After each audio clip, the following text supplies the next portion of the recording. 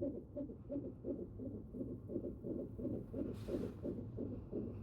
Everyone, আসসালামু আলাইকুম। কেমন আছেন? আশা করি সবাই ভালো আছেন। সবার অনেক রিকোয়েস্টেড একটা ভিডিও নিয়ে আসলাম। অনেকেই আমার কাছে জাপানে বাবু ডেলিভারি হওয়ার অভিজ্ঞতা সম্পর্কে জানতে চেয়েছেন। আমার রিলেটিভ যারা আছে তাদেরকে তো ফোনে বলা সম্ভব হয়েছে, আবার অনেককে বলা সম্ভব হয় নাই। তাই সবার জন্য একটা ভিডিও নিয়ে চলে আসলাম আমার অভিজ্ঞতা শেয়ার করার জন্য। সেই দিন ছিল জুলাই মাসের 8 তারিখ। সকালবেলা আমার কাছে একটু খারাপ লাগতেছিল। তারপর আমি আমার হাজবেন্ডকে ফোন দিয়ে বলার পরও অফিস থেকে ছুটি নিয়ে আসে। তারপর আমরা হসপিটালে আসি। আর এখানে আমি আমার হসপিটালের কার্ডটা স্ক্যান করতেছি। আর এই এটার ভিতরে আমি হসপিটালে কখন কোথায় কি জন্য ডাক্তার দেখাইছি সবগুলো রেকর্ড আছে। আর আমার নেক্সট ডেট কবে এটারও রেকর্ড আছে। তারপর আমি এখানে ওয়েট করতেছিলাম। আমার হাজবেন্ড এখানে গেছে কথা বলার জন্য, আমি এখানে বসে বসে ওয়েট করতেছিলাম। আর এখানকার মানুষগুলোকে দেখতেছিলাম, বাইরে ভিউ দেখতেছিলাম। খুব অবাক লাগে এখানকার মানুষগুলা এত বয়স্ক হওয়ার পরও, বয়স হওয়ার পরও সবাই অনেক স্ট্রং, মানে যেটা কল্পনার বাইরে। আমরা এখান থেকে নিচে যত প্রসেসিং আছে সবগুলো শেষ করে আমরা উপরে চলে যাব। এখানে ওদের সাথে কথা বলতেছিলাম কেমনি, ওরা অনেক সাপোর্ট করে, ওরা আমাদেরকে বুঝে দিচ্ছিল যে কেমনি কি হইব, গভর্নমেন্ট থেকে যে টাকাগুলো আসবে ওইগুলোর কেমনি কি হইব, কেমনি কি দিতে হইব সবগুলো বুঝিয়ে দিচ্ছিল। এরপর আমার হাজব্যান্ড এগুলো বুঝে নিচ্ছিল, কারণ আমি জাপানিজ পারি না। আমি এখানে দাঁড়ায় দাঁড়ায় সবকিছু দেখতেছিলাম। আমি অতটা বেশি অসুস্থ হইনি। আমরা উপরে চলে আসছি ডাক্তার দেখাতে, 3 তলায়। আমাদের গাইনোকোলজিস্ট উপরে 3 তলায় বসে।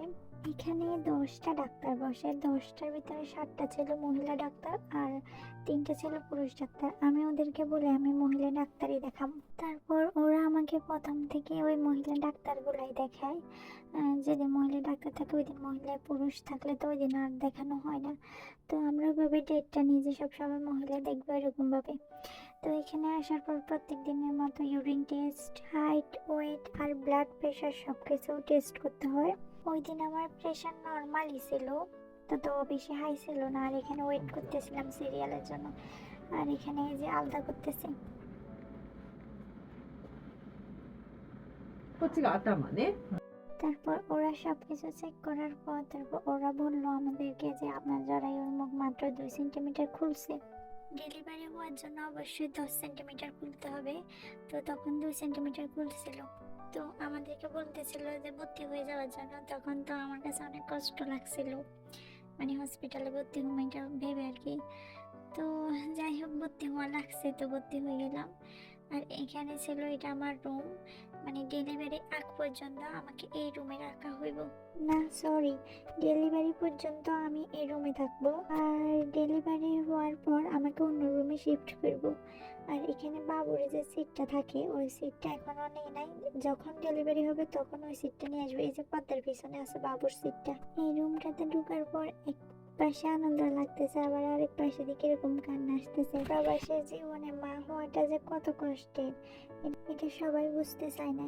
একমাত্র যারা আছে, যাদের হয়েছে, যাদের অভিজ্ঞতা আছে তারাই বুঝে। এই যে আমার ডেলিভারি রুমটা ছিল, এটা ডেলিভারি হওয়া পর্যন্ত আমি এখানে থাকবো। তারপর আমাকে 8 তারিখে ভর্তি করানো হয়েছে এখানে। তারপর 9 তারিখ চলে যায়, 10 তারিখ চলে যায়, 11 তারিখে তারপর আমার বাবুটা ডেলিভারি হয়। আর আমি এখানে মাঝে মাঝে বেড থেকে নামি একটু হাঁটি, কারণ এতক্ষণ এখানে বসে থাকা অনেক কষ্টের। আমার হাতে স্যালাইন ছিল, আমি স্যালাইন নিয়ে হাঁটতেছিলাম। আর এখানে পেটের উপর 2টা মেশিন লাগানো ছিল, ওগুলা দিয়ে বাবুর পালস, হার্টবিট চেক করা হচ্ছে, বারবার করে চেক করা হচ্ছে বলতে এগুলো লাগানোই ছিল কন্টিনিউয়াসলি 3 দিন। আর এগুলোর একটা নয়েজ ছিল, যখন বাবুর হার্টবিট বাড়ে যেত তখন এই শব্দটা একদম নার্স স্টেশন থেকে শুরু করে ডাক্তার রুম পর্যন্ত চলে যেত। তারপর নার্সরা দৌড়ে দৌড়ে আসতো কি হয়েছে না হয়েছে দেখার জন্য। আর এখানে রাতে 3:30 বাজে গেছে, আমি শুধু টাইম বাহারা দিচ্ছি কতক্ষণ, মানে টাইম শেষ হচ্ছে না এরকম একটা ব্যাপার ছিল। আর আমার হাতে ক্যারেনা ছিল। এখানে জাপানে নর্মাল ডেলিভারি হলো 7 দিন, আর সিজার হলো 7 দিন থাকতে হতো। আর এই ক্যারেনাটা একদম 7 দিন পর্যন্ত হাতের ভিতরে এমনি থাকে। একটা জিনিস শুনবেন,